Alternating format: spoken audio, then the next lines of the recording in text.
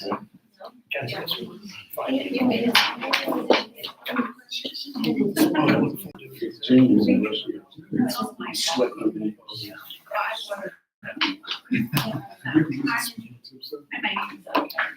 could all rise and we'll start with a prayer. Dear Heavenly Father, as we gather this evening, let us give you thanks. In a world with so many unknowns right now, one thing that is for certain is your love for your people. With Monday's events, let us remember the importance of being there for one another and how truly blessed we are with our community.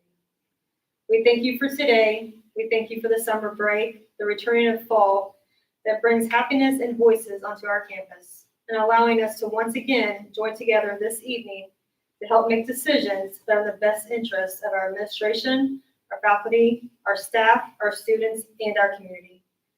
Please help us discuss all matters in a way that is pleasing to you. In Jesus' name, amen. I pledge allegiance to the flag of the United States of America and to the republic for which it stands, one nation, under God, indivisible, with liberty and justice for all. At Northeastern, we are a nurturing family where each night belongs, grows, and contributes.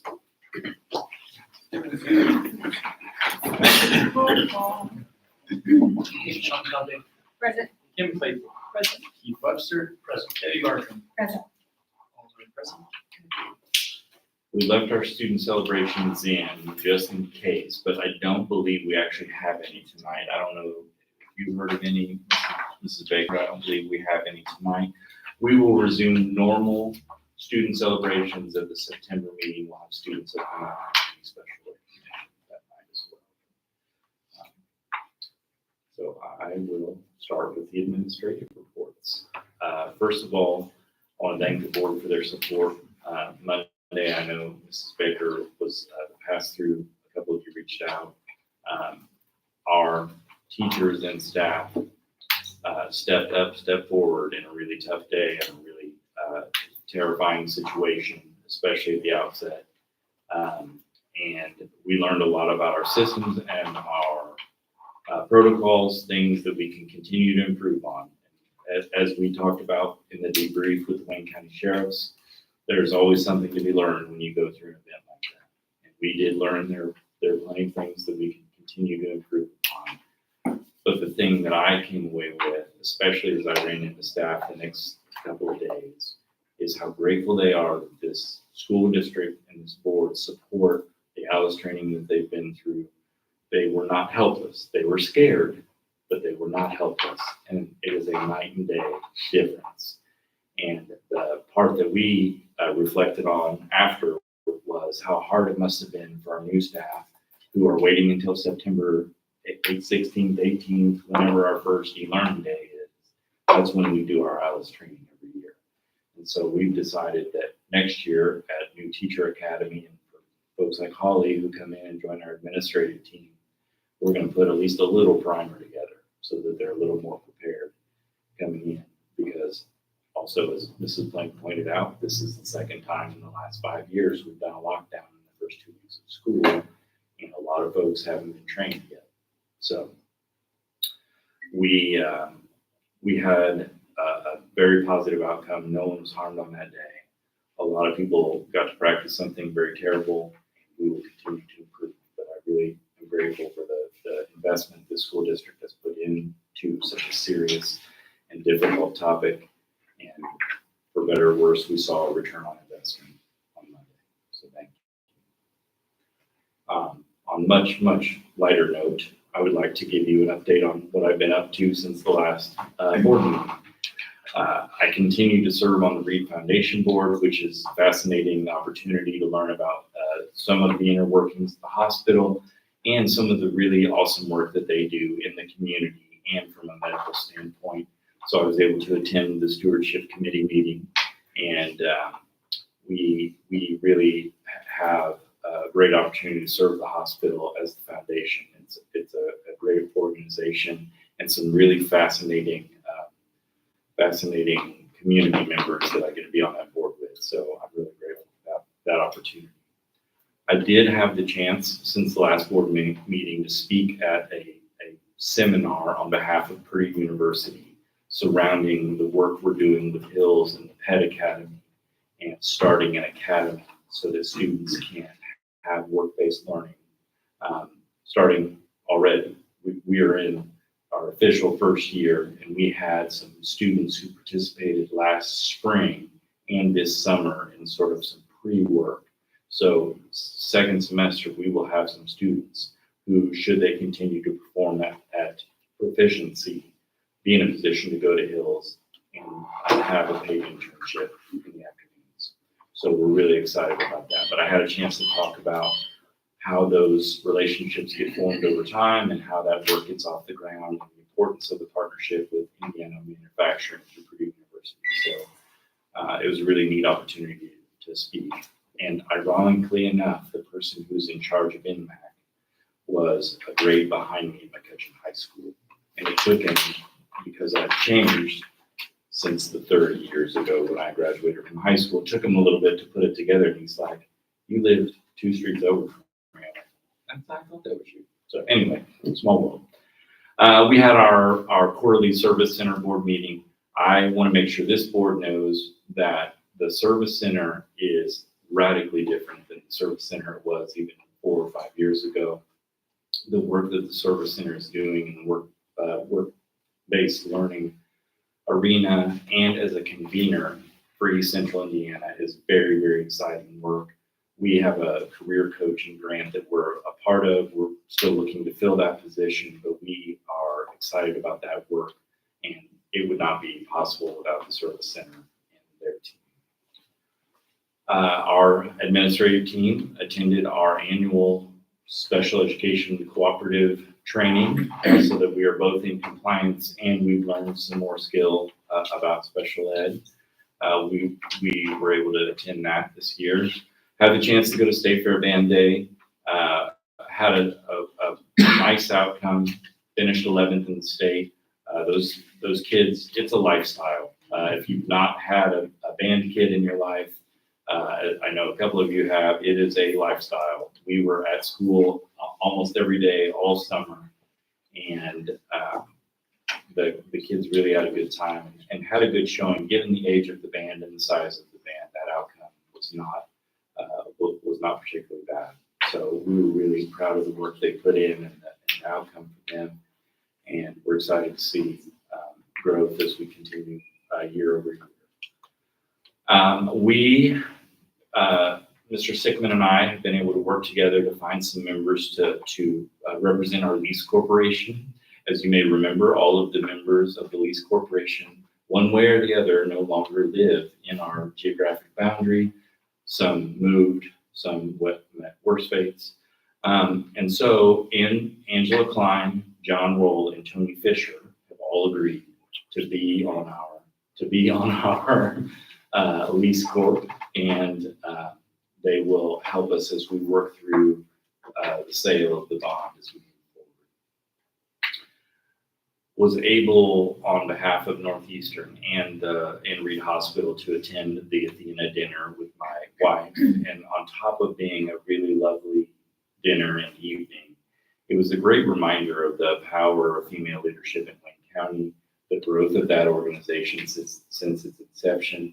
And it was really nice to see one of our parents, who is kind of quiet and kind of to herself, really have a moment in the spotlight as a leader in the community in Mrs. Spurlock. So we really great opportunity to be there that night. That won't prevent my wife and I from trying to beat them during Dancing with the Stars, because they are also competing, but do appreciate her leadership in our community. It was a great way to see many of the strong female leaders we have here in Wayne County. Had a chance to meet with an engineering firm and Mr. Burge regarding the HVAC system at the elementary. The lead time on parts for the HVAC is going to put us into the summer of 25 before they will be able to do principal work, even if they put the order in today. So we are hoping that work gets done over the summer. They imagine it will be an air handler replacement, a full redo of the air conditioning systems and a redo of the heating boilers. And so they have not yet given me a cost, but millions, plural, was thrown around. So once we have that information, I will certainly share it with you, and we'll go out to public bid, given the price of it. And today, I had the opportunity to go to Indianapolis and meet with aspiring superintendents, and I did not tell them not to do it. It took everything I had. I'm absolutely kidding. It was a great chance to meet with some leaders that are considering superintendency and share thoughts. And for me, it was a great chance to network with some superintendents that I don't normally get to meet with on a regular basis from all over the state. So really grateful to the Indiana Association of Public School Superintendents for the opportunity to serve as a mentor. So that's everything I've been up to since the last meeting. What questions can I answer? You said the HVAC was for parts for repair? Replace. Replace, okay, great. Yeah, That was my, 2 boilers, probably a chilling tower, and probably revamp of the entire systems control. We have pneumatic controls, which they haven't done since the 90s. So it's time to get some stuff to get upgraded. I have a comment. It's not about what you just said, but it kind of is because of the HVAC. So the bond and everything that we plan on doing, can we do something like just one sheet of paper that gives like a quick overview of what we plan on doing, why we're starting with what we're starting with, kind of thing to send out to the staff and to the community so they understand? We can put that together. Mrs. Baker and I can put that Just together. like a super simple, like, Yeah, just a 1-pager. yeah, not great Absolutely. detail or anything, but just so people can understand, like, what is this bond? What are we doing? And why are we fixing this before we fix that kind of thing? Absolutely, we can do that. Once people read the rationale, they'll be like, yeah, probably the order you have to do that. Right, yeah, because after it was explained to us and to me, that's how I was. I was like, oh, I get it. I get it now. That is a great reminder, and we will get that done by the middle of next week at the latest. It'll be on our website and our socials. Awesome, thank you.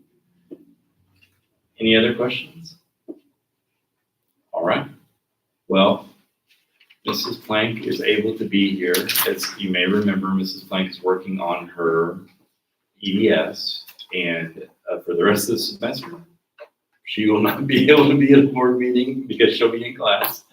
But tonight she's able to join us, and I asked her to put together a presentation on our performance data from the spring in all of our buildings. And so she has a brief data presentation for you guys to kind of see where we are performance-wise compared to our peers in the county. There's some bright spots, and there's some areas that we have to work on. She'll go through those. I don't get to give the update of everything I've done since the last board meeting I attended. I don't think we have that kind of time tonight. It's been a lot. I can assure the board of that. Yeah. I do want to thank you guys for supporting me with the EDS journey. I got to spend a lot of time at ISU over the summer. John got to spend a lot of time with me as well. I'm sure he loved that. But it really has been very informative. I also just found out that I have class at ISU on Saturday. A surprise class. That's fun too.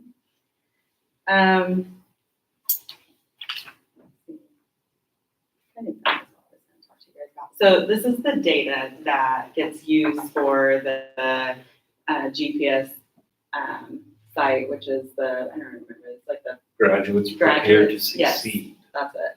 Graduates prepared to succeed. So like the iLearn data, the state testing, the attendance rate, free and reduced kind of thing. So our free and reduced rates, just so you guys can kind of see where we compare amongst our county peers.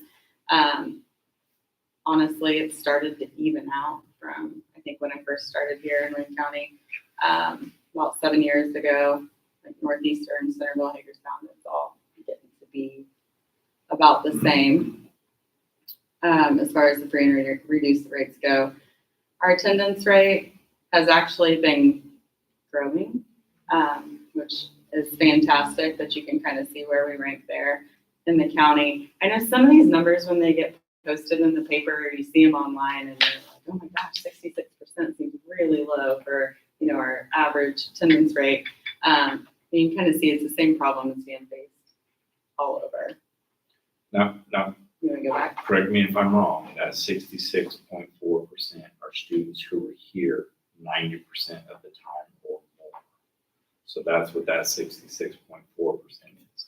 That doesn't mean that we have the remaining 33.6% who don't ever come to school ever.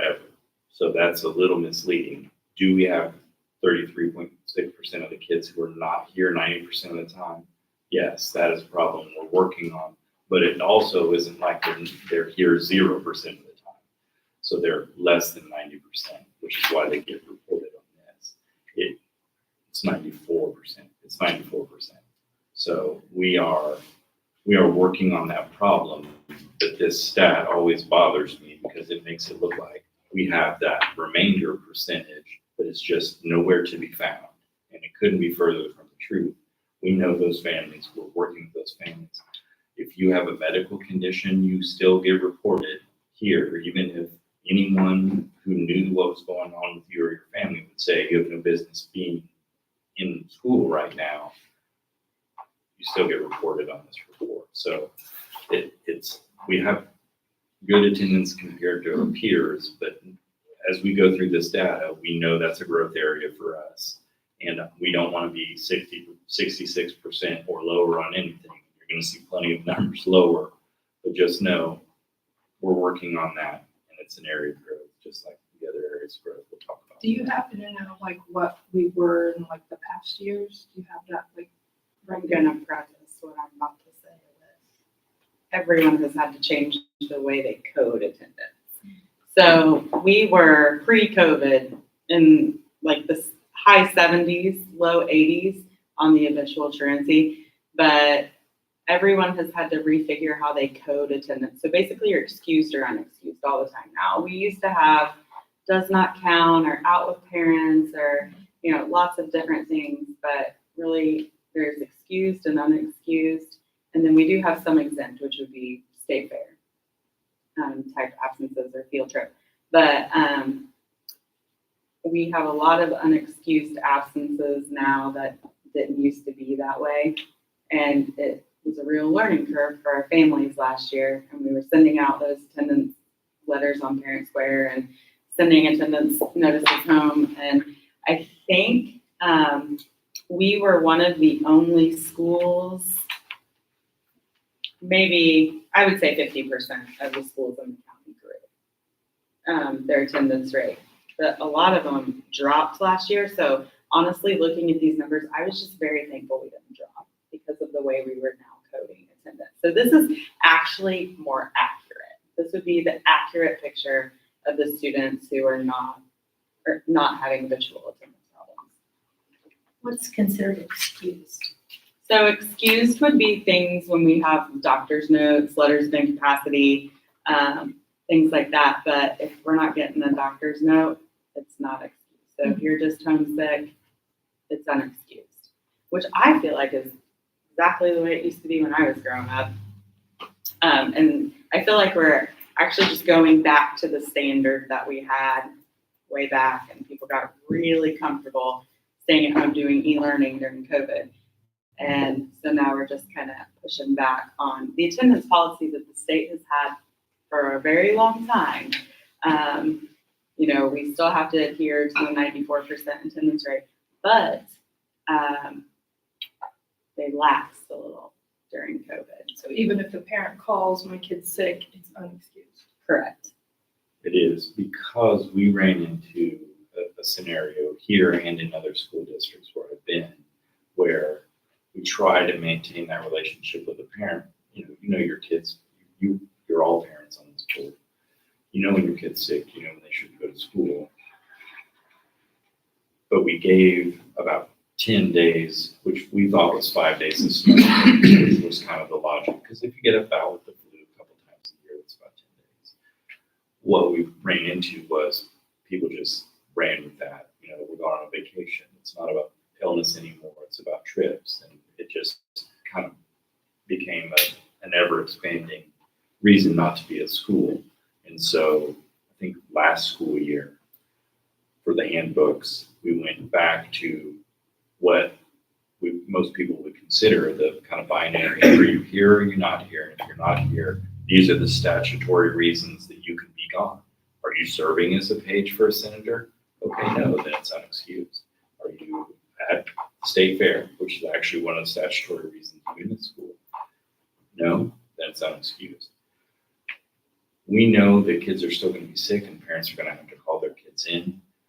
But if your kid is missing multiple days of school, you need to get them to the doctor anyway. So it's really, we're in that implementation phase where we're trying to work through that. But it's really tough because for a long time, parents could just call their kid in and they wouldn't be in trouble. The reason it got so strict though is that on the legal side of it, the prosecutor's office couldn't do anything if it was an excused absence. So we've given people a mile worth of excused absences, and we've finally gotten that back inside the fence, for lack of a better term.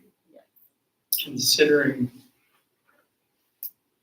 the adjustments we've had to make and the time of the community adjusting to regulations, we put much, I know this is jumping the gun a bit, but thought into how we might communicate what I read to be an upcoming law about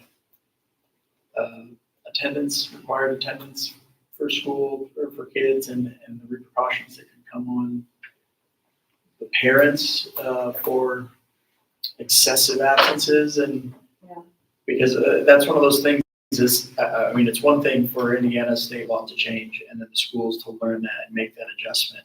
But this is a good example of how then does the community actually learn about that adjustment so that we can be equippers to our community too, because I can almost guarantee you there's 90% of our community that's not keeping up with Indiana state school regulations. you don't think they're reading Right. missives about these sorts of things? But they're, and as great as those may be, how much information really gets to the parents to better understand why. Even the cell phone thing's another great thing. This comes down to Indiana state law and schools. Parents would like to really just blame our schools and our administration for taking away their kids' cell phones. Well, this is also a regulation that we have to follow. There's not an option here. So, And sorry. they're supposed to read the handbook also, and so you could say it's in the handbook, but we need the more. handbook. It takes us a few times to pass a few readings before we get through the handbook. But just if we can find a creative way to be just making our community aware, I think it would just. It's like a simple I think way more to say. like your one letter. I think proactive statements are much better than reactive. Oh yeah, well now that you're calling us from jail because you've been arrested for child neglect from your excessive absences. Wasted your phone call. Yeah. And letters Keith Webster. Yeah. and letters are rough because, I'm not, as a parent, maybe I'm not gonna read a letter. It just needs to be like quick and concise and simple. I can confirm they all read it last year because I received every phone call. But they did. They knew it was coming because we talked about it before the end of the year previously, and then we sent it at the beginning of the year last year. But also they've all gone through the process of, even on their second absence, they're getting the message. And the only thing that really flips for us is we've always concentrated on the secondary age students, and now we're having to shift that down to the K through 6. So those, with the help of Heather Smith, she's going to work with Bonnie down at the elementary school, and they're going to get that same process in place. We were kind of waiting until Heather got all the parking passes sold for the cars in the parking lot before we send her down to the elementary to start working on the attendance down there. But, so they'll start on the third absence, I know for sure is, a parent square and harmony message about what the next steps are as they continue through the progression on the attendance policy. So I think the ones that are offending are getting out, but we can definitely send something out, like a snapshot of the attendance policy instead of a letter. I mean, it's just a did you know? Yeah, Yeah, A little bubble. yeah. and a link to And I say, think it's go been, read this if, you know. I think it's been in newsletters. I feel like I've seen it in newsletters, but we can Yeah, send something out and we can encourage our building principals to add it into the newsletter the next couple of months when we send the newsletters out, because it is going to be, unfortunately, very personal for some of our families, perhaps around 33%. So I know like the chamber does a thing, they give away the bikes and iPads and stuff. Do we have anything that like promotes come to school every day kind of thing? I know the middle school, it's a PBIS reward at the middle school. I know the elementary has some level of that. What do you That's think? the program. Don't. There's an owl here recording what I Tim say. won't Bob's over arrest, there Tim with won't a pen. arrest you. That's the incentive You program. don't want to get arrested. We What do, more do you want? despite the prosecutorial downside, we do have incentives for students to come to school. And we like to think our instruction is great. That's why you want to come to school too. But we also have PBIS at the elementary and the middle school that rewards kids for good behaviors, one of which is coming to school at a regular clip. And we will accept more, or you guys will accept more donations for attendance incentives, I'm sure. We, They were brought on forth. the chamber side, we have some more things coming out this year too. It's really helped. So we've seen the numbers were improving last year, but Mhm. we're gonna try to help. We have a lot of things coming out. Well, I can see some of those being not the kids' fault, That's but the the, parents. that is the hardest part. Honestly, when you're dealing with a first grader, I mean, unless they're really advanced, their ability to get out in that car and drive it here themselves, pretty limited. We don't want to encourage that kind of behavior. Maybe that's it, we need to give the incentive to the parents. Well, Give them an we- iPad. we actually, Talked about Oh, that. really? we actually had a countywide discussion about that because some places do give the elementary incentive to the parents instead of the child. And for this very reason, we really wrestled with how we do that fairly and equitably, given the resources that, at least what we have through the chamber. So it is an area of growth, and we are certainly open to suggestion because we'd much rather find positive ways to handle this problem, because we know if we can get this right in kindergarten, preschool, first grade, and the pattern is set with the parent and the child, then the likelihood that it deteriorates is usually only medical. Like, honestly, it's a flywheel. Once we get it rolling right, it just keeps rolling all the way through 12th grade in most cases, in at least 66% of the cases. So we really do want to target that age group and continue to do that work. So it's an area we think about and talk about a lot, and we're open to suggestion. If you guys go home and have a brainstorm, please don't be shy about sharing, because it's been a problem since the one-room schoolhouse, getting kids to come to school, and sometimes it's the kids, sometimes it's the parents, sometimes it's both. And we know that if we can get them in school, we establish the pattern, and we help them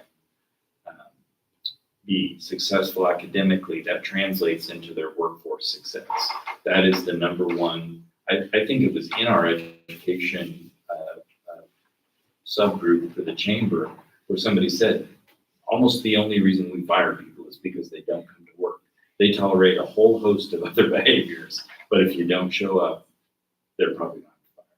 So On Mondays, the students that left early and maybe did not come in on Tuesday, is that considered excused or unexcused? Unexcused. on Tuesday, On Tuesday. we told some kids On- not to come on Monday because we. Yes, didn't know on the situation Monday, you know, for instance, the vocational kids and Yeah. whatnot. We have to or we dealt with that. If they got picked up by a parent, which I don't know how many, I can't speak for the elementary because I didn't go down there, but here, there are maybe 3 or 4 kids. It wasn't very many. We understood. We were as understanding as we could be, given that entire situation was out of our control, their control, etc. All right. So the STAR results, Tierney and Jen have been working really hard at the elementary school on iRead. So now that we're allowed to talk about it, we were about 95% passed iRead last year, which is crazy. By leaps and bounds, #1 in the county, which is awesome.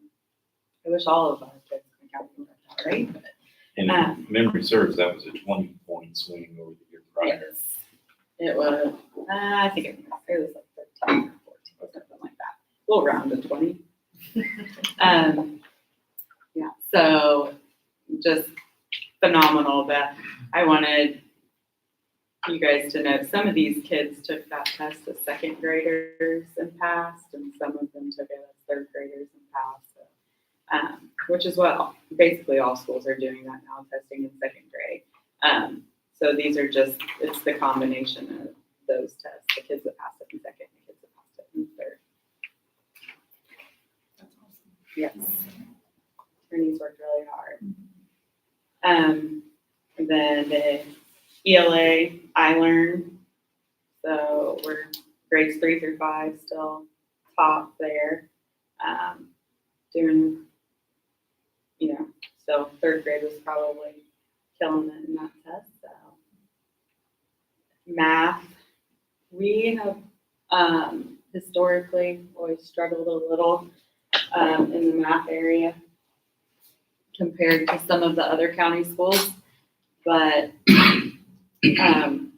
they're growing. I know the math scores went up, but just not as much as we wanted to see them, but we're very close to our peers in the county.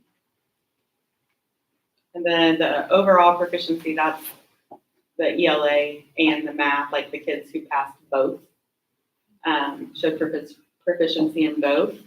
So we're very close to our peers there. Everyone. So it's 30.8% of our kids passed both. That's what. Yeah, That's showed correct. proficiency in both. Yes. It's hard to do a cartwheel when only 30% of your kids are proficient in both. I want to make sure I say that out loud. But by comparison, we are right where everyone else in the county is. We want to work over the coming years to improve all of those numbers. Statewide, we're working on improving those numbers, but we're above the state average in all of these measures, well above it. And I would agree. I think the state average is like in the 60s. So Yeah, I should add the state average. That statistic there should incentivize parents more than anything to have their kids in school and to work with their kids. Yes, absolutely. Moving on to math at the middle school. Honestly, I was very surprised when I saw our overall middle school scores, since middle school has been my baby for the last 4 years. Our math scores in one particular grade dropped 15% last year. So the fact that we're still at 33.9 and very close to Centerville, which I feel like they have a really good head start on us in math. The fact that we're right there with them is very impressive and a testament to how hard our teachers have worked to build the RTI program and the MTSS program that they have going at the middle school, that same program that Tierney has going at the elementary school, and we're hoping to build that up through the high school. With Holly's help, she doesn't know what she's in for yet, but they're big plans for her. Our ELA for the whole school, 39.2%. They were a little bit below Hagerstown, but right with the rest of the county. And we did that with one licensed English teacher for all 3 grades, and with Kelly Plank teaching English for about, a semester 1 year. And, we had a math teacher teaching 8th grade English last year and a PE teacher teaching 7th grade English. So I'm actually okay with it. English teachers are hard to come by right now. So, but right now we are at 2 licensed out of 3 this year. So I'm hoping to see some growth there. And then for the who can pass both contest, Northeastern is actually in the top there by a little bit. So we're very well rounded in middle school, I guess.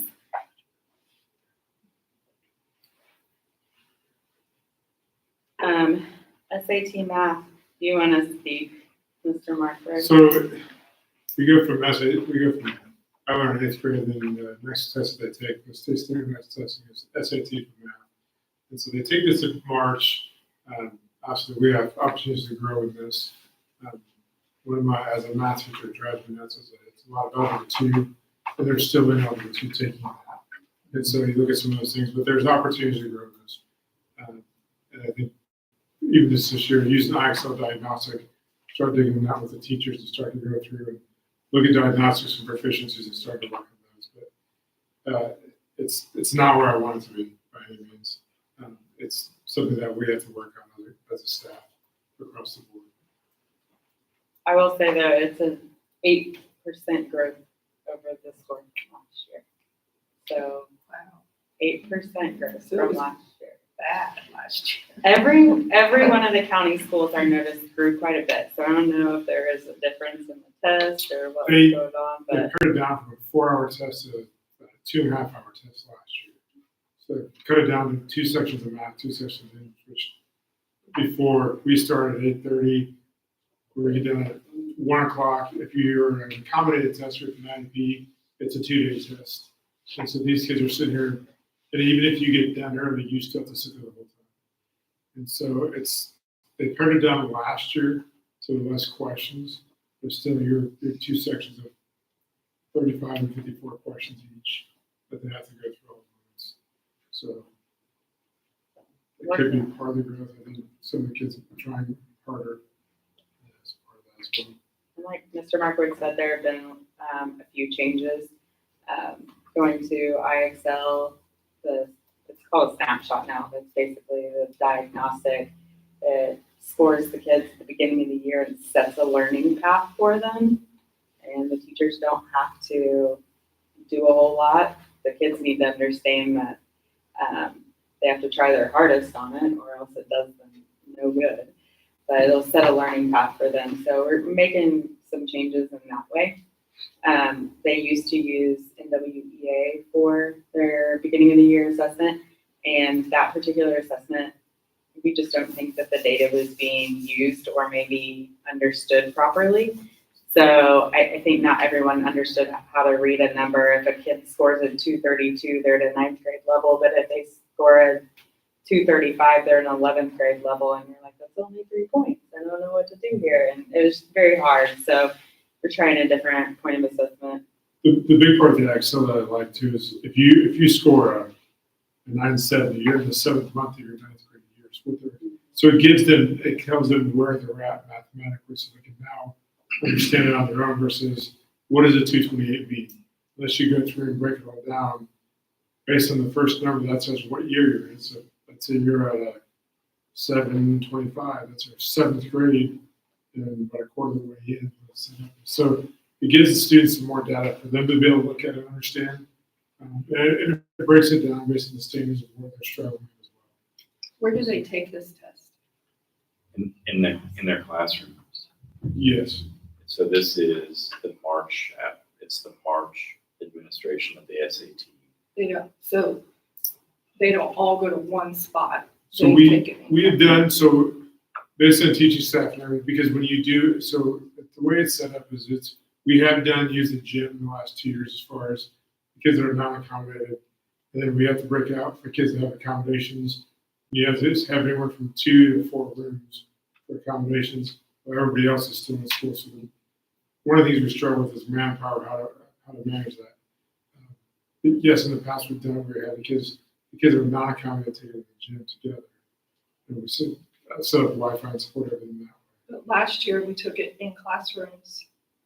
We do the gym. Just the accommodated students, I'm sorry. Accommodated kids staying in the classrooms. We're like, So this score right here was taken in the gym or? gym. In the gym. Well, it, And the It's a accommodated mixture. kids. Okay, not accommodations, where did Gym. in the gym, yes. and always. The last 2 years that they've mandated for the SAT is Before then, this wasn't the required test, it was the I learn and the staff.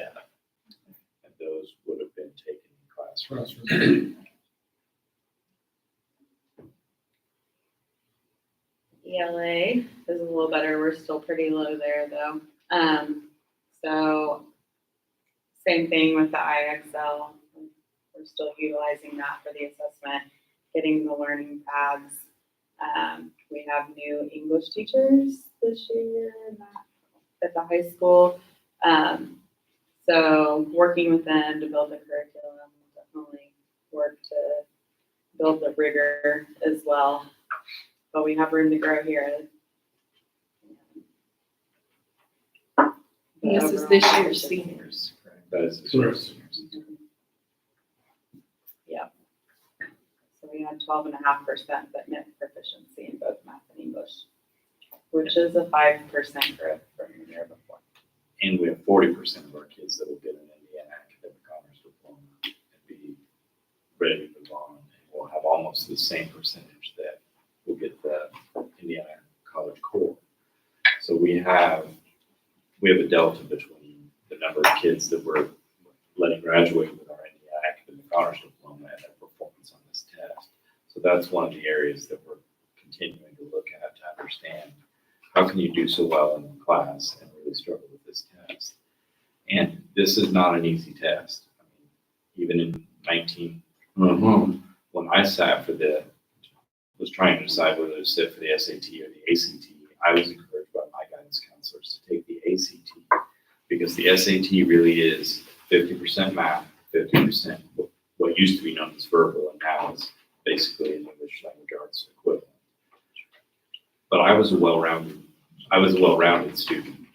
So when I took the ACT, it spreads it out across science and social studies.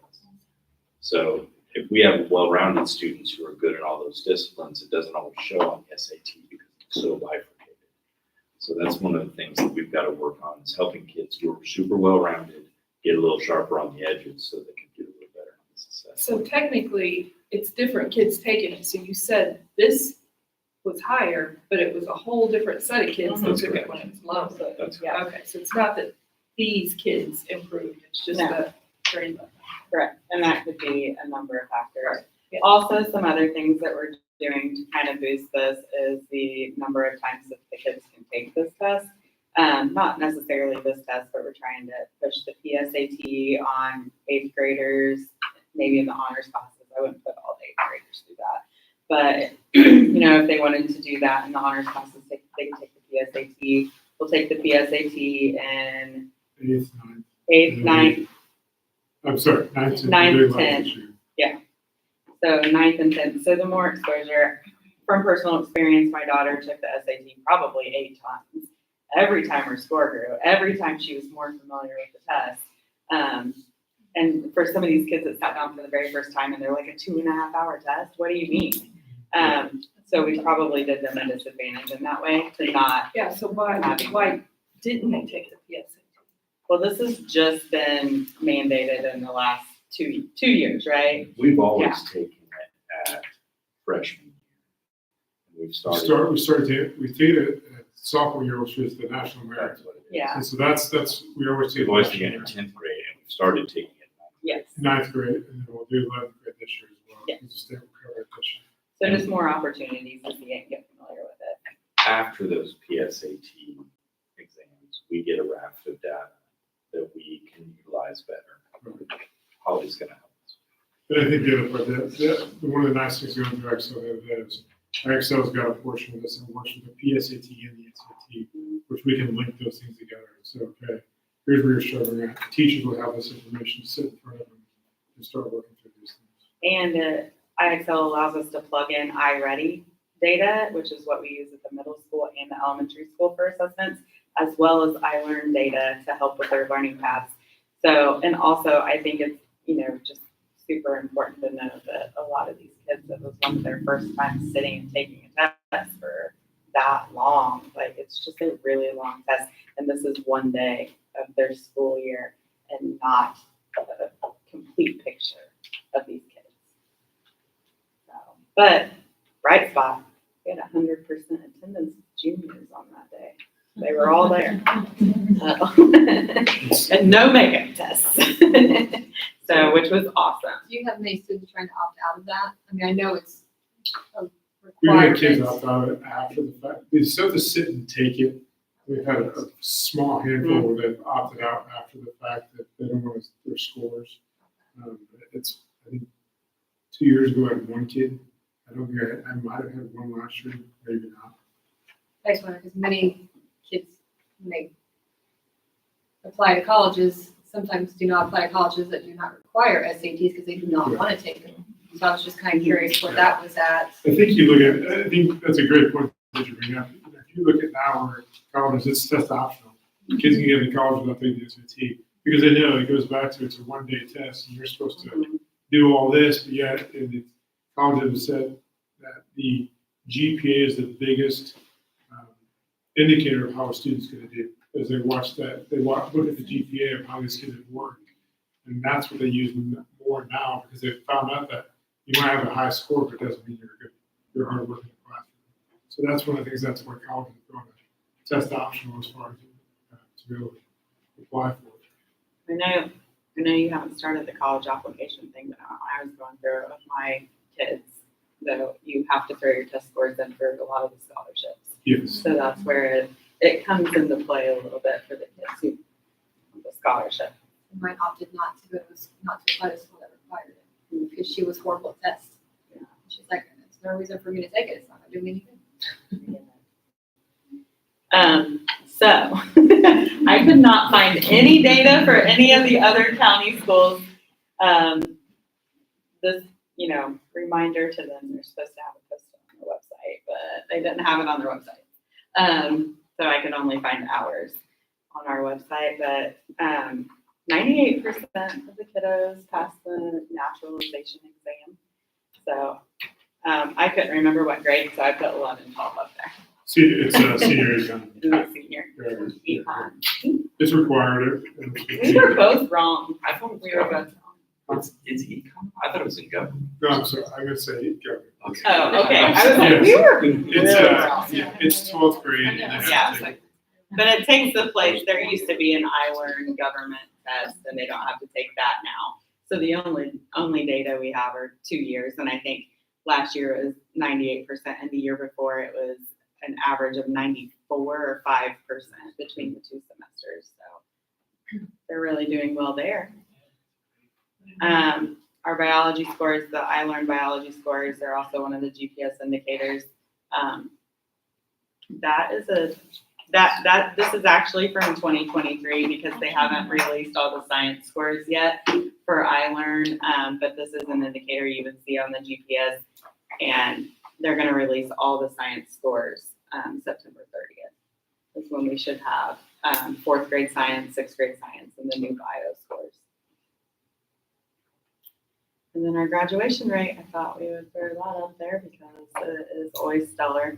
So where our kids may struggle on a one-day test, they certainly do a great job of persevering throughout their high school careers. So I think that is the last thing. And this is usually just a reminder to the board that 97.9% is all of the students that started with us in 9th grade. What was the in-building graduation rate? Was it 100%? The kids that started senior year, it was 100%. Yeah. But so even if they start with us as a 9th grade and they transferred, let's say they transferred to Ohio and they don't pull the number over, they're still going to count against us in the cohort. And they're going to say, well, they didn't graduate, even though they did. Mhm. So if they transfer to another Indiana school, it's pulled over. But if they go out of state and the DOE is not gonna go chasing, not we do, and try and get as much information as we can, but, they're still gonna, we get dinged on that even for something 4 years ago. So, Yeah, and I did look, and I think there were, the 2 kids were transferred out of state. But every kid who started as a senior with us graduated with us. And I've been in a lot of high schools where that is not the case. It's a real point of pride for that staff and Mr. Mark and his team. They work really hard. The guidance And the guidance counselors, Mhm. absolutely. A lot of work. did a great job. All right, that's it. All for me, guys. It's a lot of data, but we haven't really sat down and had a chance to discuss it. We want to make sure that you know our data and know that we are working on it. And we're good in some areas. We've got improvement to make in others, but we're going to be transparent. Any questions for Mrs. Blank? Thank you, guys. Great. It's just like. I mean, Okay, yeah, when I take it over, I think that'll be over to me. There we go. Mr. Mark Word, you're here. Did you have anything you wanted to give in terms of an update to the board? Just really 2 quick things. One, thank you to the board for going with the pilot course. We did get it approved through the state. So that, we just got a confirmation back that we can count it as a high school credit. So that's really awesome for our kids. Because that is something that goes in their diplomas, it goes in their transcripts. Instead of just as a non-credit bearing class, we count it as a credit, the state approved it. So that's good for 3 years, which is really good. And then one other thing I'd said to Dr. Hicks to have you guys show up here is when they did the painting in the hallway by the gym, they took down the academic wall. And one of the things that we struggle with is, one, I think the last pictures of the graduation Val and Sal's was 2019, and that vendor, we no longer use that vendor anywhere. And so I was trying to look at some ideas to redo the academic wall, to bring back, and honor the past Vals and Sal's and the future Latin honors, and figure out a way to do it. And so I used PowerPoint. I'm not a Canva expert yet, I'm working on that. But it's one of those things to put. Are you a Canva? I love Canva. Okay. So to try and put something up, right, just try to put something up, just kind of like a general idea, draft, and then kind of like work through these things and kind of put it back up there so we can start, get that back up there in a way that is good. And then one of the things I put is almost like scrolls where we honor all the ones from the past. And then in the current year, then we put the pictures of the current students up there. And then next year, then we put their name up there, and then then they put the pictures of the next year's kids up there. And then I also put some examples of like what some other schools have done that I've seen, some different boards that they put up for walls. So this kind of really kind of redo the academic wall. Eventually, maybe if you talk to Mr. Howard into doing something that's similar on the athletic side. So you've got some of that mirrors that are consistent, but as soon as they get it up there. Yeah. What's that? We're in I think we're in. Okay. We lost Sorry. the internet for a minute. the Apple TV and I decided we were not any longer. Yeah. Oh, here we go. Yeah. Actually, give me these Really. All right. And So this is, again, I apologize, I'm not a Canva expert, but I was trying to put something together. Just to try and go back and, like, that would be this, so this would look like this year's class of 2024. And then the next slide would show us kind of like example of what it would look like when we're going to Latin honors. And then the next 2 slides are just examples of what, or in the wrong one. oh yeah, Yeah, the second presentation I sent you. Or just go to the left-hand side, I'm sorry, you are correct. Go to the 4th slide. that one. Yep. So like, here's some examples of what other schools have done. It's updated, it's cleaner, we're still recognizing and just bringing some ideas to put up there that to still honor the academics that our kids do. So just trying to get, I guess, your blessing to be able to move forward with some of this because we're not able to use the vendor that we had before. And I don't want it to just stop. I want to continue it. I want to go freshen it up as well, since they've repainted the walls and then start doing some more. And for air quality reasons, we cannot put that green carpet back there, guys, I'm sorry. Well, thank you. I say so blessed. Yeah. So this is the, Forward. So when you West come wall. in from door 18, like you're going to a basketball game, the cafeteria's in the one that's right past the cafeteria. So the pictures will only be current students and then names of the older, of the Yes. past students. Yep. That's a good idea. Kind of Mhm. like that top right kind of thing, or Something of that nature. I don't know if I have that much space to do something like that. Usually I was just trying to draw some different pictures of what some companies do, but the past honorees is we put their names up there, and then once they graduate, their pictures go up there for the year, and then when the next year comes, then we for move the- their names over Yeah. the next group up there. And since once we let the kids know, you could put up the bows and sows this year as early as March is usually when we notify. Right. So we could work to get those pictures up in March. They're there for the rest of the spring and commencement. They stay up the entire next year until the new crop of excellent students comes in March. so can we see it before like a decision is made of how it's gonna be done? Yeah, I'm sure we can do. I mean, we'll get some drafts. This was just me on my computer trying to make something. When you actually go bid out a project, Right. Yes. we'll see something. Yes. And is there like a goal of a time when you're gonna like have it ready to go? As soon as possible. I want to It's get, a lot of things. Yeah. going. I want to get it up sooner than later, just because right now that wall's empty from when they did the painting over the summer. So as soon as I can get it up there, so one with the blessing to go forward with this is the next step would be starting contacting vendors and look at get some different ideas, and they're going to come in with some programs that they can design and say, hey, here's what it's going to look like. And this is what it's gonna be. Like, is it possible to, because you said like in March, like have the people up there already? Is it possible to have it done by March? Yeah, so you do, when it comes to vows and sows, you do it after the seventh semester. So after Christmas, after the end of the first semester of the senior year, that's when you go through and say, okay, here's our vows and sows, or here's our Latin honors. And then we could get that ready. So by the time we come for commencement, we can already have it up there.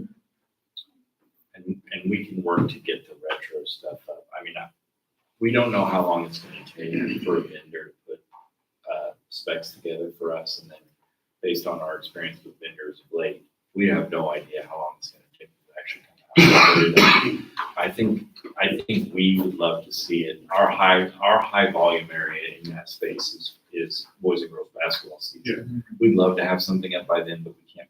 I don't think we can promise that. I can't promise, but Part of it's out of our control. I would think even putting a banner up that just says, the wall's coming back. Future home. Because something this is a remodel, we're bringing something of great quality to remember our past honors and students. I think it's fine. I think this is a great idea. I think it gives us something that we can continue on with, whereas what was there had already kind of reached its limit that we could not expand anymore. So I say yes, please bring proposals and let's move forward with it. It's an unofficial vote. That's just my. Well, and I want to remind the board, this is sort of a courtesy conversation Right, because of other things that we've been through together. Yep. But the price threshold is going to be much lower. Like the board will not need to approve this because the price should be under the threshold by a fair amount. This would probably be a couple grand, $3,000, depending on what we get. I don't think this is like none of this looks like handcrafted mahogany. So we may be able, our friends at Apex Ag may be able to put together a metal version of one of these for us for some sort of reason. Yeah, the price wise, we don't have to vote on it, Right. but I just think because of who we are and we're Northeastern, it shouldn't be the decision of 2 or 3 or 4 people on administration at the time. Because time will go and there'll be other administrators, there'll be other board members. And so I don't think it should just be the decision of like some administrators. It should let us have a say and have it at a board meeting so people can see it too, kind of thing. not to hold it up, because I don't want to hold it up, but just so it's out there. We'll see when we get done between now and September meeting. Maybe we can get some renderings put together a little bit. And have this nice, new, clean look. Yeah, I think so. It'll be very welcome. Yeah, if you haven't had a chance to come in and see the hallway and the gym, you really should make a point to come in. If you come to the game tomorrow night, you'll see it just slide down. So that hallway looks great, and the gym looks out of this world. I mean, it pops. It's bright. It's super The bright. light is bright. And when you think about winter, this time of year, you're like, oh, it's bright in here. When you come in January, you had it with the weather, you're like, it's kind of nice. It feels tropical. All right. Anything else, Mr. Marker? Any questions for Mr. Marker? I believe there is an elementary update. Okay. That's good. Tierney just wanted to explain the new room at NES, the new pre-K room at NES is going really well. And it's been a welcome addition. The elementary's had to get used to like nap time that they've never had to really consider before. So, but they're working through it. And I think they really like it. Donuts with Grown-Ups is going to return, but it's going to return in the fall at NES this year. And Tierney was thankful for all of the work that they did with the academics and the testing and the MTSS work and the intervention work last year, because they were able to start right back up into their intervention groups. With the kids that maybe didn't pass IREAD, they were already in a group on day one at school, and they were going for it, getting remediation. So she said they were off to a strong start academically, and then she also wanted to make sure that she thanked Officer Davis and the rest of the admin and staff for the quick response on Monday. She's truly grateful for everything that everyone's done. All right. Any questions for Ms. Stevenson through this one? All right.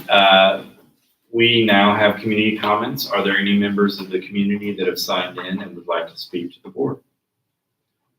Community comments going once. Community comments going twice. Community comments going thrice. Under the consent agenda are the regular board meeting minutes from July 17th and the work session from August 7th. Approval of claims for the month, the transfer tuition students for the month of August. 2, 3, 4, 5, 6, 7, 8, 9, 10, 11, 12, 13 of them. No donations as of this writing or as of this board meeting. Fundraisers, the damsels will be putting together a donation calendar, a kid Halloween dance camp. Can't just have dance camp, it has to be a kid Halloween dance camp. La DT candle sales, and I believe La DT is one of our teachers' candle companies. I think it may be, we'll find out. Calendar sponsorships, walking taco night, bake sale, pretzels, and fundraisers. After prom is sending solicitation letters. NELC, NESPTO is having a t-shirt fundraiser, back to school movie night, Little Caesar pizza kit, Santa breakfast, and a Chipotle night in October. NES would like to have Kona Ice for back to school night and chocolate sales for the upcoming year. Gamers Club would like to sell Bismarck donuts Fridays before school. Varsity Track would like to have Gatorade and water sales immediately after school, in compliance with the FDA for athletes as they head on to practices.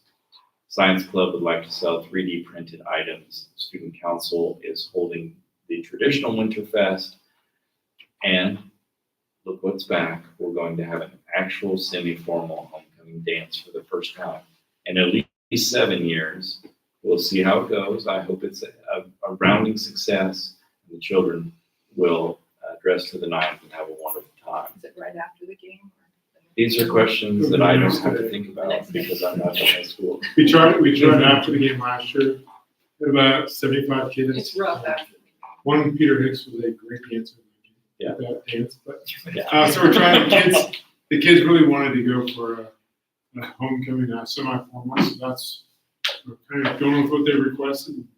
My daughter is going dress shopping this weekend. So Keep asking, what's semi-formal? What does that mean? okay. It's on all the signs.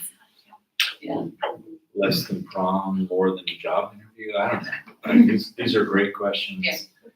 I think you're going to see a fair amount of boots regardless of the outcome. So I think it's going to be fantastic. But we will wait to see how that goes.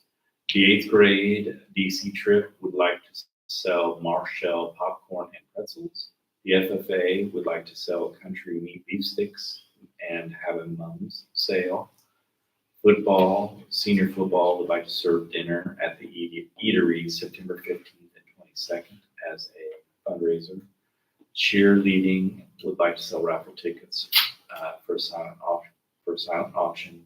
And boys basketball would like to sell its 50-50 raffle at home football games for sure. I have a question about science clubs, 3D printed items. Yes. Just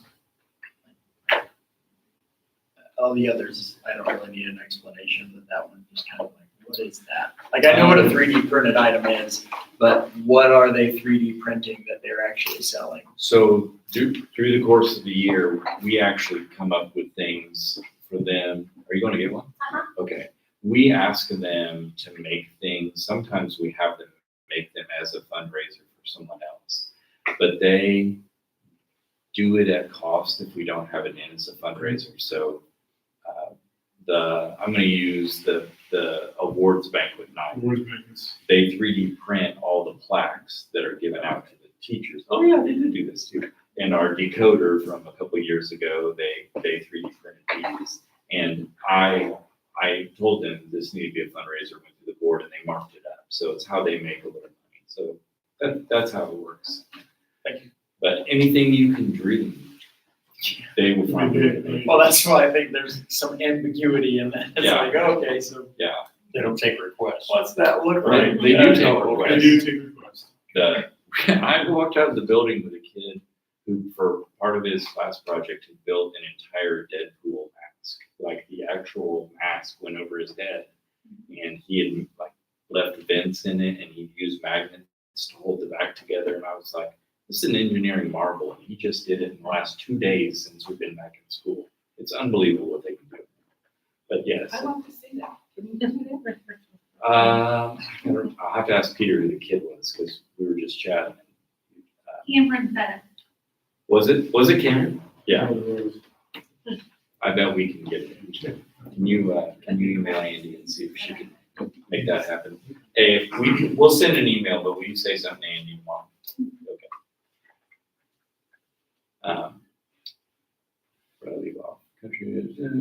Okay, no, that was all we got. I'm sorry. Field trips, we're out and about. Ag went to the state fair for FFA experience. The principal of teaching class has already been to IU East once. The model legislature will be going to Winchester, Centerville, the Indiana State House, and Hagerstown. And by golly, some bills are going to become laws through the model ledge. Grade 12 would like to take a college visit to IU Indy and Ball State University. And then grade 2 would like to go to stage 1, which is I think that's the Richmond Community Theater, RCT. And out of state trips, kindergarten would like to go to Brumbaugh Fun Fruit Farm. That's a mouthful. In Arcanum, Ohio. So it's an out of state field trip. 5th grade would like to go to the National Museum of the U.S. Air Force in Dayton, Ohio. And the FFA would like to go to the Farm Science Review in London, Ohio. Any questions about any of the field trips? Personnel. We have our bowling sponsor, boys and girls, volunteer cross-country coach, assistant varsity JV volleyball coach, varsity volleyball, volunteer volleyball, varsity cheerleading coach, volunteer football coaches, plural, 8th grade football coach, assistant JV football coach, head football coach, middle school boys and girls cross country, boys and girls varsity cross country, head JV football coach, varsity girls golf coach, assistant varsity boys and girls cross country coach, assistant varsity football coach, multiple assistant varsity football coaches, 7th grade football coach, middle school assistant athletic director, elementary athletic director, volunteer varsity girls golf coach, and the NMS culture team leader. Other personnel changes, Robbie West is moving from a permanent sub to a special education instructional assistant in our life skills room. And Alexis Reynolds, previously Cox, is now going to be a preschool special education teacher. She is moving from the preschool special education teacher to an NES special education teacher because we had a lot of special ed kids move in to the district. And so she already had the license and we were like, hey, how do you feel about taking on some special ed caseload? She said yes. We were not silly enough to turn her down. New hires, new teacher at the elementary, part-time instructional assistants at the early learning center, permanent building sub at the high school, bus drivers, plural, part-time custodian, manufacturing teacher part-time, health field teacher part-time, criminal justice teacher part-time, bus driver, part-time custodian, special education high school with an effective start date after Labor Day, preschool teacher, NES latchkey, our new administrator, Holly Miller at the high school, latchkey sub, Ms. O'Brien will sub as needed for the latchkey program. NELC teaching assistant and latchkey, certified middle school teacher doing health and intervention, I believe is correct. And food service part-time, full-time teaching assistant at the high school, part-time teaching assistants at the middle and high, and latchkey employees with alternating days, as you can see there. And then part-time cafeteria worker, part-time teaching assistant. So do we have any positions open? We have room in the kitchen still. If you know somebody, we'd love to have them. And I think we still would take a full-time, well, not a full-time, a substitute bus driver. We have part-time, we would take one more part-time sub-bus driver, and then, well, we would, if we could get to the traditional pool of bus subs, that'd be great. But once we get past Labor Day, all of our teaching positions will be filled, all of our administrative positions will be filled. I think actually all of our elementary teaching assistant positions. We have a resignation. I may have just got there today. Yeah. Got notice of it. I think we just got notice of it. But we had a lot of retirements last year, as you may remember, and we tend to turn over teaching assistants every summer.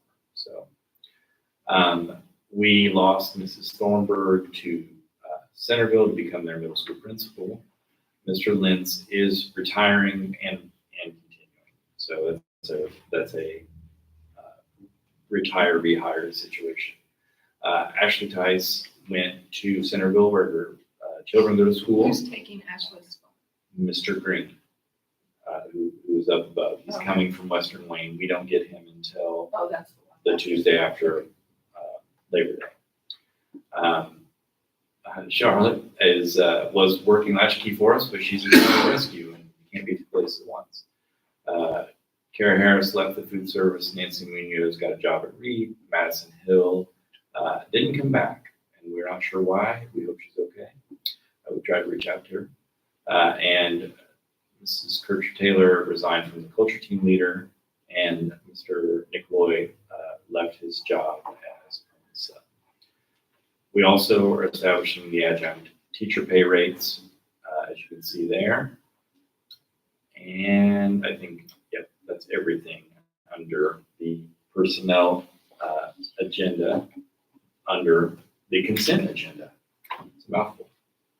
I saw Bev King on Monday. Yes. Did we approve her for sub? She retired, right?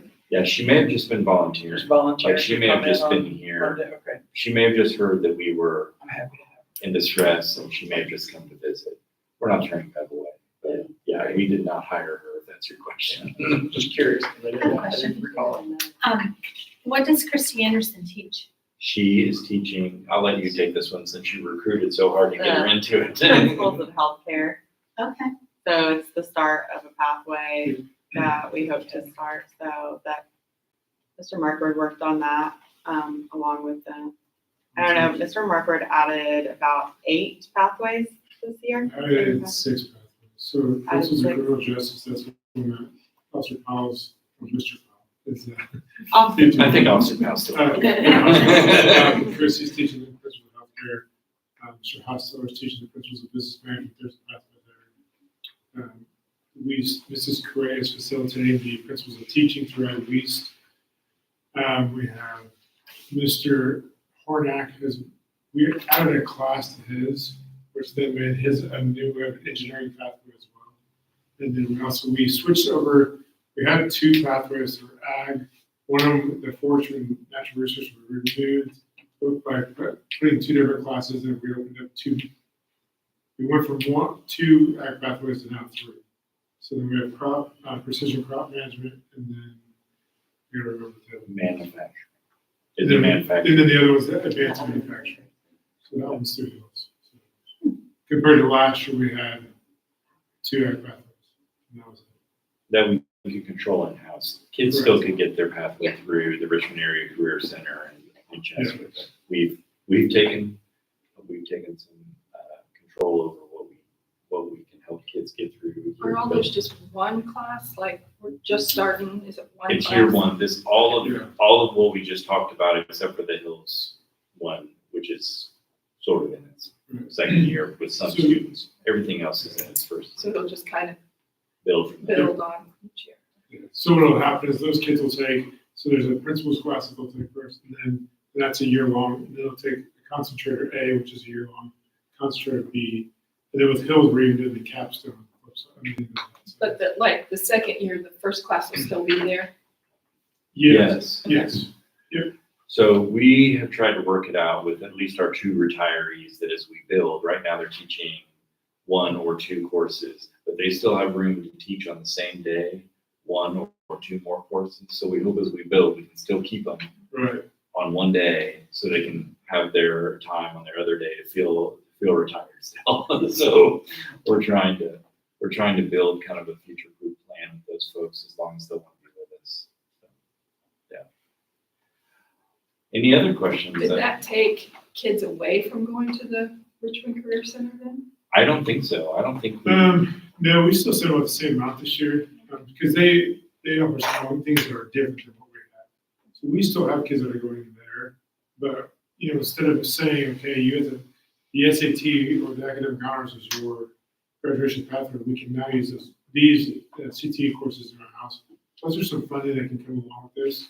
All software stuff that we are taking, having all software take a principles course in their sophomore year. So it starts getting them into some of these things and start thinking about down the road what they want to do. So, I think those are all great.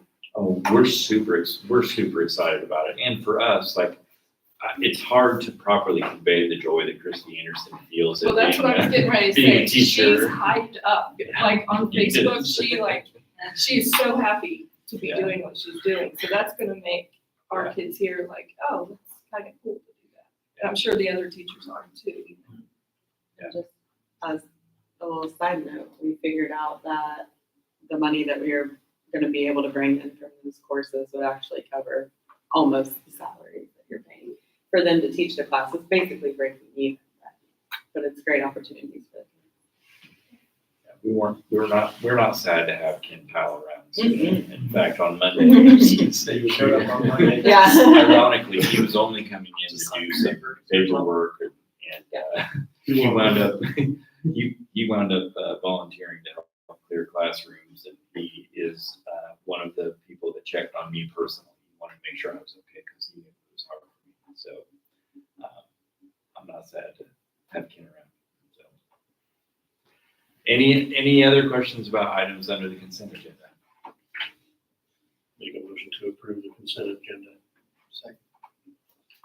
Mr. Webster motion to approve consent items, seconded by Mr. Van Dyne. All in favor? Aye. Motion passed 5-0. Congratulations. Congratulations. We will introduce you under other. Alyssa, it turns out we did have another. Under unfinished business, we don't have any tonight. Under new business, the football scoreboard was ravaged by wind and the forces of nature. And we have turned in an insurance claim. But I'm afraid the insurance company is taking its sweet time rendering a judgment on that. So I am asking the board to replace the scoreboard out of rainy day with the hopes that someday we will get an insurance check and we will deposit that back into rainy day, should that day of that check arrival ever occur.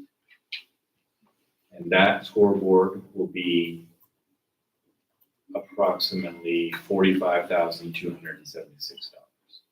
It's not an approximation, turns out that's how much it costs. It's a very specific Very specific amount, isn't it? Is there a chain on No, I hope not. that? In 2 cents. That's right. Is that just a replacement or an improvement, or is it, It will be both. It's been fascinating watching Mr. Halloran go through this process, but you probably have never been in a position to have to turn on or off our current scoreboard, but you have to have a degree in electrical engineering to get it on and off. How old was that scoreboard? I believe it's from the 90s. Actually, that's not true. I think Mark Pearson may have put that one in. I may have it confused with another scoreboard, so it's probably a little younger. We did than some improvements in the gym, I remember, but I don't really remember anything on the football field. You had to turn off in multiple places, and now there's one switch that will turn this one off. You don't have to walk all over the field to find all the multiple switches you have to turn on and off to make everything work. And it will be an upgrade in terms of visibility. I did ask if we were able to put it out of the sunset, and what I was told was it is a 220 power line that's run to it, and it would be incredibly cost prohibitive to get a 220 run under the tennis court to get to the other end. So we're, due to those logistics, we're gonna have to keep it. We're gonna have squinty fans looking at our scoreboard. was there any consideration to, I know like Pepsi does school scoreboard. I call it a scholarship, but it's a partnership for, is there any consideration to those types of things? It's a great question. We are locked into a Pepsi contract for a little while, so we can't break that contract just yet. And we will do advertisements on there, but those proceeds historically have gone to the athletic department to help offset their balance.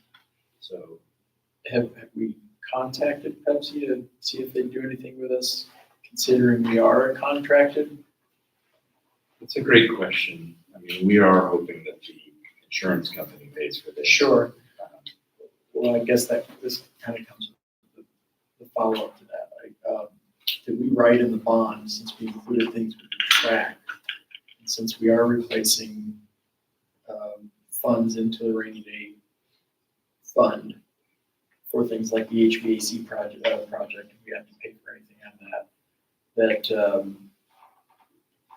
I can't imagine there's gonna be money left over after I love I see read your the question. price of it, I but- see your question coming, and it's very optimistic. Yeah, right. And yes, we can make improvements to campus. I, like you, am concerned that there will We'll be get no there. remainder left. I hope we get past the HVAC program, the masonry program, and still have any kind of balance to do work on the other projects. That's starting to be my concern as this thing moves forward. And we haven't gone to market, so we don't know what our bottom proceeds will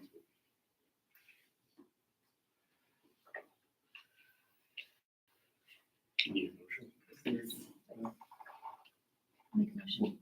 More questions? Approve the purchase of the football scoreboard out of rainy day. Motion and then discussion, right? is there discussion? Motion made by Debbie or Ms. Bartram for the scoreboard replacement, second by Mr. Webster. All in favor? Aye. Every year, the state of Indiana wants us to review our teacher appreciation grant policy. And we have made no changes to this policy over the last few years, but essentially it states that we will have a pay differential between our highly effective and effective teachers. And should we decide to, we could pay younger teachers or newer to us teachers more money. We have never elected to do that. We pay all of our teachers, whether you've been with us 1 year or 27 years, we pay them the same difference so that there's no differentiation based on years of service. So I don't need a vote. We just had to review it. Are there any questions about the way that we divvy out the teacher appreciation grants? Just as a reminder, we get a lump sum of money from the state. Last year, I think it was around $33,000. We have a formula that we apply to that amount of money that tells us how much you get if you're highly effective, how much you get if you're effective, and your ancillary costs, TURP taxes, or turbine taxes. And that's how we decide how much they get. So it's not really something that we have a lot of wiggle room on. We have a standardized process that we follow to give to the teachers. But before I turn it into the state, it has to be reviewed by the board. Any questions about this review? Well, yeah. Charlie's headed in class. I have class. That's what Can I ask a question about the scoreboard? I'm sorry. Oh, yeah. Do we have a timeline on that? Yes, we do. It's arrival or? I think it's in the next few weeks. So they've got a temporary one out there now. Mr. Howard will know the exact time. He told me a brief conversation, they had to put it together. I believe by the time we get to October, it'll be in. And we have a temporary scoreboard in town. Because the old, Send a text. because the old one is broke now. What's the temporary one look like? I have Very not. Someone up there, I was gonna say. Just a little. It sits on the ground. Okay, It's talk over right They now do. because we can't get wet. 7. It's set It's a chalkboard.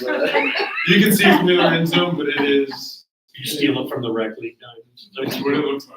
Yes. We forgot to add the additional staff person who hand changes the. Yeah. Right. So October, so our football season. Well, it may be September, but I don't want to overpromise. My experience with material of late has really taught me not to believe the first time I'm given on anything. Somebody anymore. with a megaphone, we're winning, or we're losing. Yeah, I think Jerry's gonna get really good at announcing the score this season. So, You can still see it, it's on the east end of the field on the track.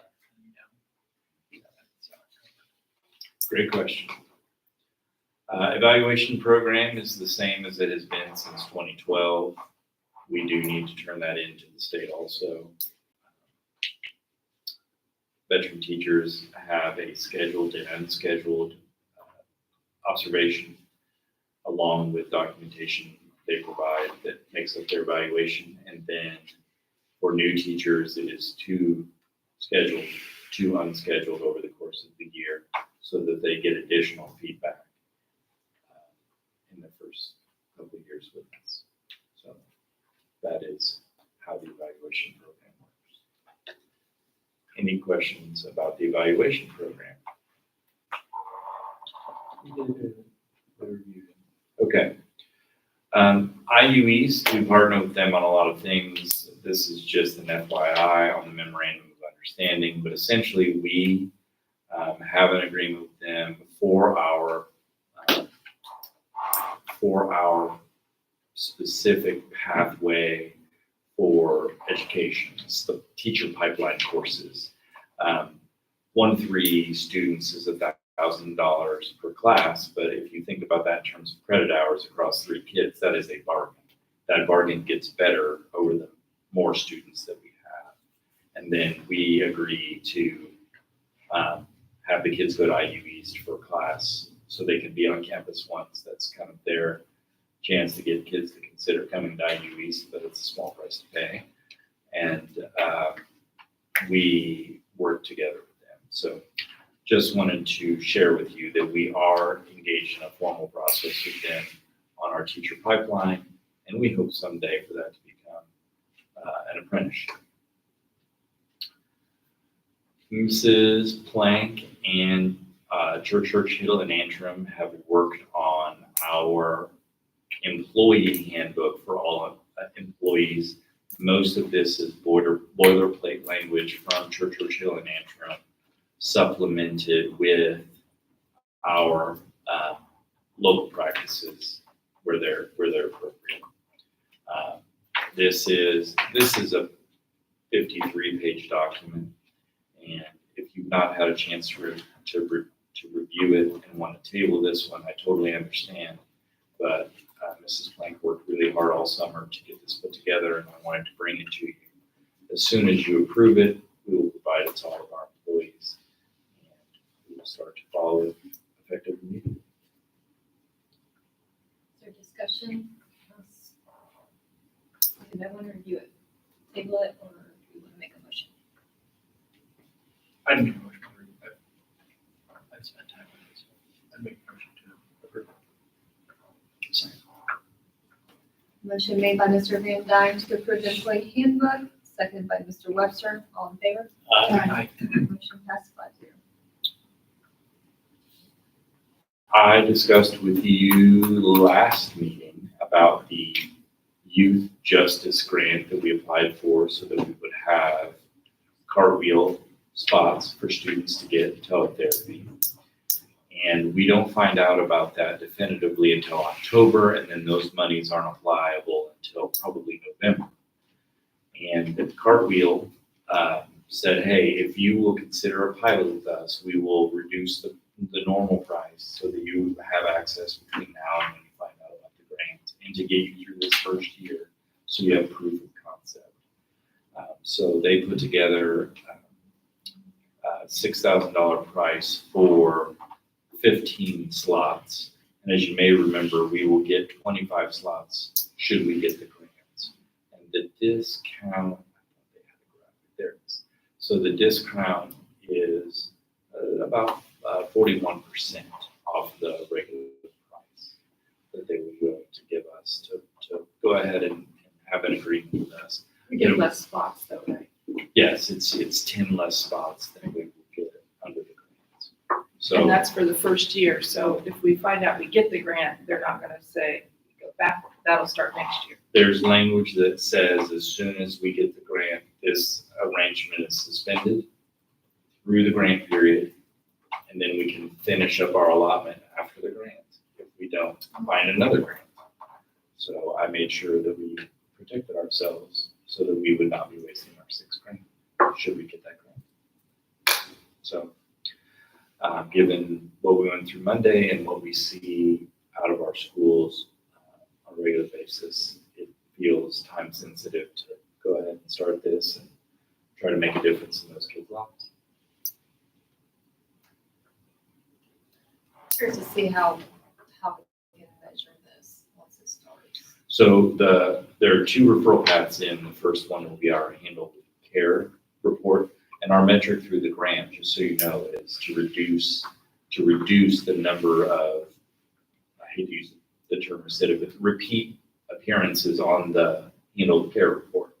Our hypothesis is if we are able to help the student, and in some cases the family, then if they get that help, they will not be appearing multiple times on the handle care report. And a reminder, the handle care report is generated anytime a school-aged youth comes in contact with emergency services, law enforcement, fire, CPS, what have you. So I make a motion to approve the cartwheel contract. Second. Motion made by Mr. Van Dyne for the Cartwheel pilot contract, seconded by Ms. Claypool. All in favor? Motion 5-0. thanks, guys. We have to share our crisis plan with the board annually. It is in board docs under executive content. I will not pull it up here in the board meeting as it has operational details of our safety plan that I would not share publicly. Should you have questions or concerns, feel free to reach out to me individually about the crisis plan. But it is my duty to share with you that A, we have a crisis plan, and B, it has been updated for the 24-25 school year, and it is available to you behind the firewall, should you want. So I don't need a board vote, I just need to review it with you. I would like to vote on permission to advertise the 2025 budget. We will advertise ahead of our September board meeting so that we can have our hearing in September and then adoption of that budget in October. I make a motion to advertise the 2025 budget. I'll second. Motion made by Ms. Claypool to advertise 2025 budget, seconded by Ms. Bartram. All in favor? Aye. Motion 5-0. We thought that we were going to be able to bring an additional dog to the board to have at the elementary. And we looked through the paperwork right before the board meeting. And we have a little more paperwork we need to gather before I bring it to you to formally approve. So look for that in the future. So now we have a really exciting opportunity to welcome Holly Miller. Holly comes to us as an instructional coach from Newcastle Community Schools. Holly has been with us since the first day, the first faculty day. We thought we were not going to have her until after Labor Day, and her team at Newcastle worked really hard to allow her to transition to us more quickly, which we're grateful for. And she is a delight. She comes to us with a lot of expertise, but the part that is hard to quantify on a resume is how much fun she is to be around. And we're excited to see how that impacts students when they come to visit her when they're in crisis, because oftentimes those are morose proceedings. And I just don't know that Holly has morose as one of the gears in her gearbox. So we're excited to see her help students learn from their mistakes. And we're very excited to see what her instructional leadership will be like at the high school. So, ladies and gentlemen, Holly Miller. Holly, would you like to address the board in any way? Just thank you. It has been the warmest welcome here already. I've been here since last Wednesday, and the staff, the office staff especially, because they're the ones I've gotten to know the most. But already I feel like John's taught me so much, and we've had an eventful first. Talking about breaking in. Yeah, I know, right? We had a suspension, an expulsion hearing, and then Monday. But I've had a few friends that have said, hey, rate it on 1 to 10 every day. I'm like, it's a 10. I love being here. I'm excited to be here. I've already been able to, get to know some students, not always for good reasons, but I feel like I'm making connections, and the staff's it's been great. I love it. I'm very appreciative. So thank you. I'm excited to be part of the family. Would you like to introduce your guests? Yes. So I have 3 boys. Mason is a junior. Michael, so he's 17. Michael is a sophomore, 15. And then this is Maverick. Say hello, buddy.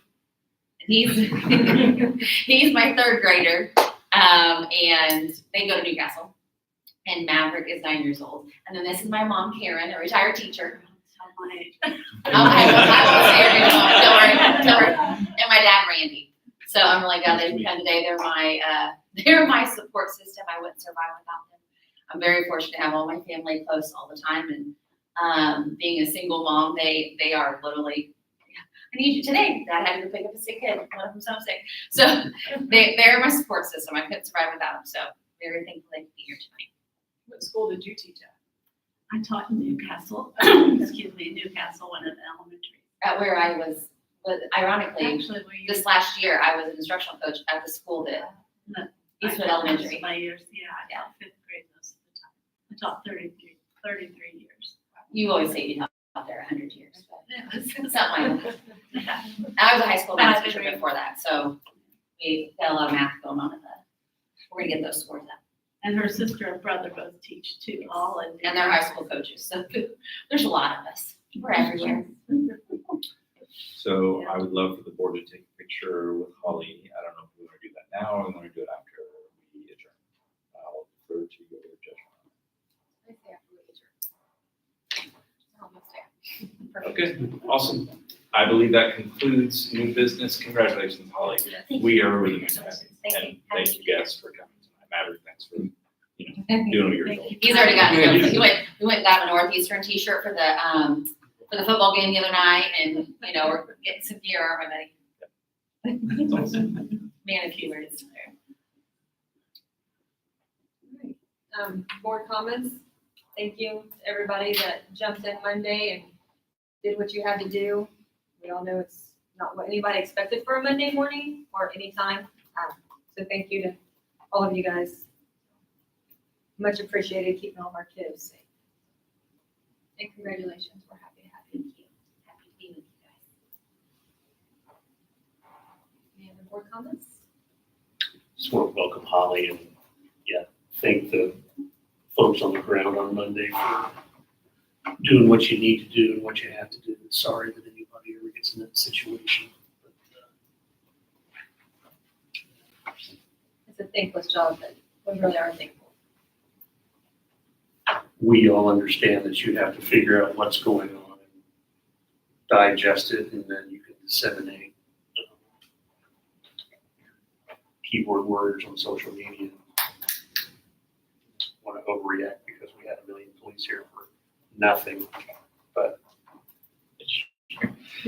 that's a good thing. Yeah, it's one of the biggest nothings that I've ever had in my career. We're glad it was nothing, but it sure from the outset did not appear like we were going to end at nothing. So we also are grateful. Can we plan an executive session to discuss the crisis plan Yeah, related to? Yep. At some point. after we adjourn, we can find a calendar date and talk about process. I'm happy to do that. It's a great question. Any other comments? Just echo the same. Welcome. Yeah. And thank you, all of you. Heard nothing but very positive stories from everybody who has shared about their experience. Although it was hard for a lot of people, we did well. We did so well. And I'm just very proud of everybody and to be a part of a school system that is prepared. I say ditto. Me too. Good job. Good job. Any employee comments? I do want to, again, thank the board. It's hard to convey how scary it was, but being scared and unprepared is overwhelming.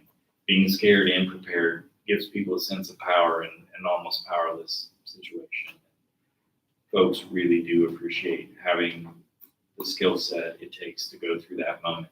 They knew what to do in the moment, and it's scary, but they were not bereft of skill. I cannot tell you what a big difference that makes in terms of feeling like they belong here. Because one of the first things you will hear from people when they go through a hard event is, I didn't have the first clue what to do, and I don't know that I want to be in this field anymore. And I have not heard any of that out of our people. I've heard a lot of that was really scary and I don't want to do that again. And I think we all feel that way, but really grateful for the relationship between the board and all the support for our safety plan and the work that we do. So thank you very, very much. Any other employee comments? All right, everybody's favorite time. Motion to close. Second. Motion made by Mr. Van Dyne to adjourn, seconded by Mr. Lipser. All in favor? Aye. 5-0. That's good. And practice. Yeah. I know. I'm always scared. Okay. We all know it's coming, so what'd you say? In stream, is that right? I need to go walk. Gotta get a remote for this.